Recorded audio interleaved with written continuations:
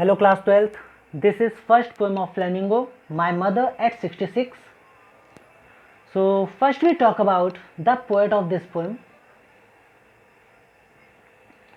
This poem has been written by Kamala Das. She is recognized as one of India's foremost poets. If we talk about her compositions, she has published many novels and short stories in English and Malayalam under the name Madhvi Kuti. Along with this, इन्होंने human relationships के बारे में काफ़ी poems लिखी हैं. उन्हीं का एक एग्जाम्पल है my mother at 66. Okay, so with this we come to the poem. So the theme of this poem is fear of separation. अलग होने का, बिछड़ने का डर, जो कि हम सभी को होता है, अपनों से अलग होने का डर, और पोएटेस को भी अपनी माँ से सेपरेट होने का, अलग होने का डर है. फियर ऑफ सेपरेशन है. कैसे उन्होंने अपने फियर को यहाँ पे डिस्क्राइब किया है, दैट विल रीड.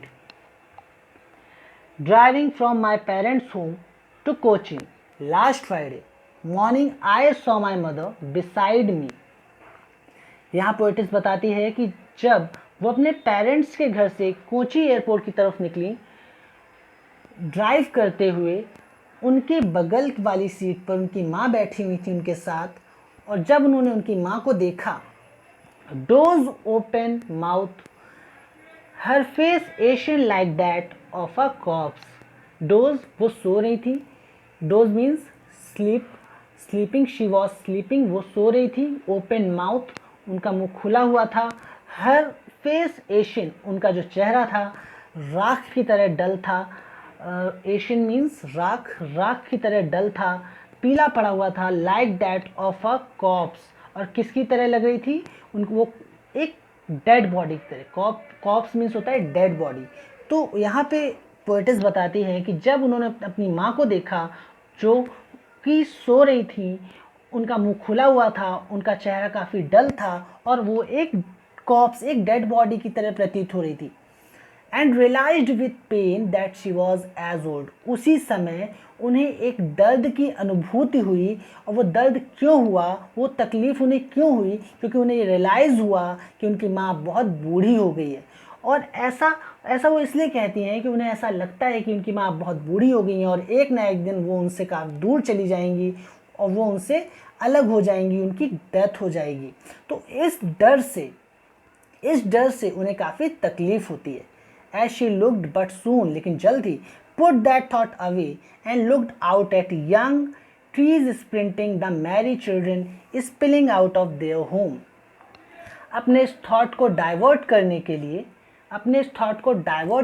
लिए जब उन्होंने अपने व्हीकल से बाहर की तरफ देखा, तो क्या देखती हैं? ट्रीज स्प्रिंटिंग, कि जो पेड़ हैं वो भाग रहे हैं. The Mary children spilling out of their home. जो मैरी मीन्स हैप्पी, स्पिलिंग मतलब होता है कि टू मूव आउट, कि बाहर निकल के जो बच्चे हैं काफ़ी खुश हैं, अपने घरों से बाहर आके वो खेल रहे हैं. तो यहाँ पे एक कंट्रास्ट है कि एक तरफ तो बात करती हैं अपनी लिस्टलेस मदर के बारे में, जो काफ़ी एनर्जी लेस हैं, काफ़ी डल हो चुकी हैं, काफ़ी बूढ़ी हो चुकी हैं. और यहाँ पर कुछ नेक्स्ट स्टैंजा में हम पढ़ रहे हैं कि जो बच्चों के बारे में बात करते हैं, जो कि अपने घरों से बाहर खेल रहे हैं और फुल ऑफ एनर्जी होते हैं बच्चे, आप जानते हो.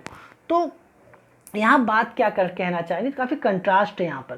तो ट्रीज स्प्रिंटिंग, यहाँ स्प्रिंटिंग मीन्स ट्रीज स्प्रिंटिंग, जो पेड़ पीछे की तरफ भाग रहे हैं. जब आप किसी फास्ट मूविंग व्हीकल में बैठे होते हो, तो आप देखते हो कि बाकी ऑब्जेक्ट, आपके व्हीकल के बाहर के ऑब्जेक्ट आपके अगेंस्ट भाग रहे होते हैं. ओके, तो यहाँ पर बात की गई है समय की.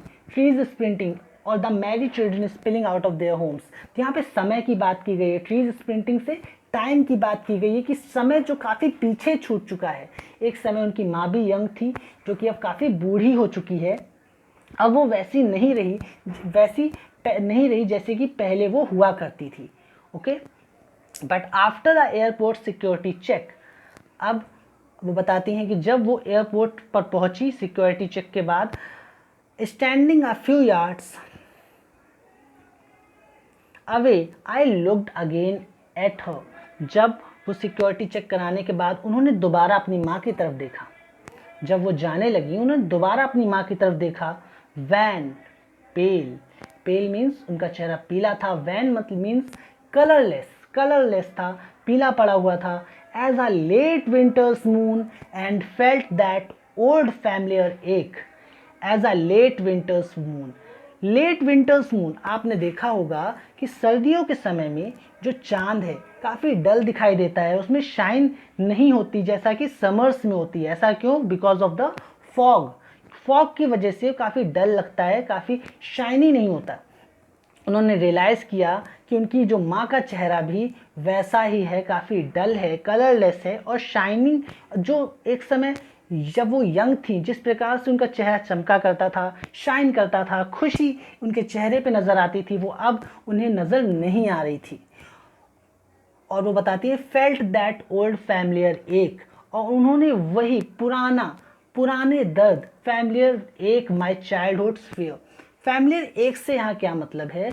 यहाँ फैमिलियर एक से मतलब है कि जब वो बचपन में भी उन्हें ऐसा ही डर होता था अपनी माँ से बिछड़ने का, और आज दोबारा जब वो बड़ी हो गई हैं वो फिर वही एक फैमिलियर मतलब जाना पहचाना उसी दर्द की अनुभूति कर रही हैं कि शायद वो अपनी माँ से बिछड़ रही हैं, शायद वो उनकी माँ को खो देंगी। जैसे कि बचपन में उनको होता था वही डर वो आज फिर एहसास कर रही हैं। दैट्स वाई यहाँ फैमिलियर एक की बात की गई है, जाना पहचाने दर्द की बात की गई है, माई चाइल्डहुड फियर। जो बचपन से उन्हें क्या डर था कि वो अपनी माँ से, बचपन में उन्हें क्या डर था कि वो अपनी माँ से बिछड़ जाएंगी, और वही डर आज भी उनको है कि वो अपनी माँ को खो देंगी। But all I said was see you soon Amma, लेकिन उन्होंने अपना दर्द, अपनी तकलीफ, अपने इमोशंस अपनी माँ से छिपा के रखे। और वो क्या कहती हैं? बट ऑल आई सेड, मैंने बस इतना कहा माँ, आपसे मैं फिर मिलूंगी, सी यू सून अम्मा। All I did was smile and smile and smile. Here smile 3 bar use हुआ है, तो वी कैन से कि स्माइल एंड स्माइल। तो यहाँ पे इमोशंस क्या हैं? अगर पहली बार स्माइल की बात की जाए तो रियलाइज़ वो क्या कर रही है? वो रियलाइज़ करती है, उनको ऐसा एहसास है कि जितना समय वो अपनी माँ के साथ बिताना चाहती थी वो नहीं बिता पाई।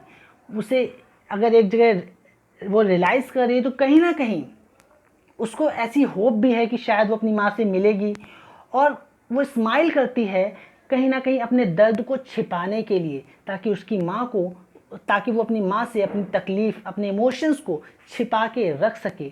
जो उसके इमोशंस हैं, जो उसका डर है, उसे छिपा के रख सके कि वो अपनी माँ से अब शायद अब मिल पाए या फिर ना मिल पाए।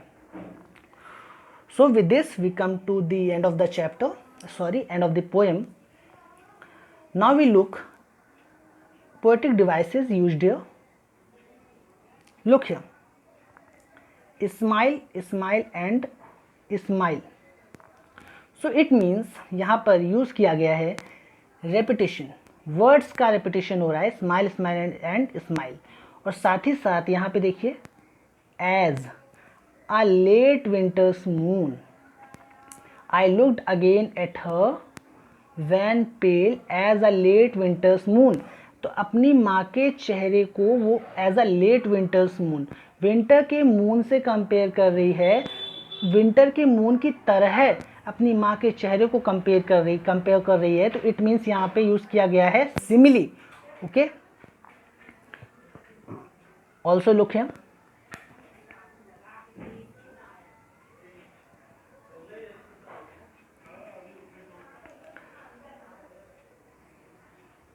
Like that of a cops, यहाँ पे डेड बॉडी की तरह कंपेयर किया गया है, तो यहाँ पे भी सिमिली का यूज़ किया गया है। Okay, I hope you liked it. Related assignments will send you soon. Thank you.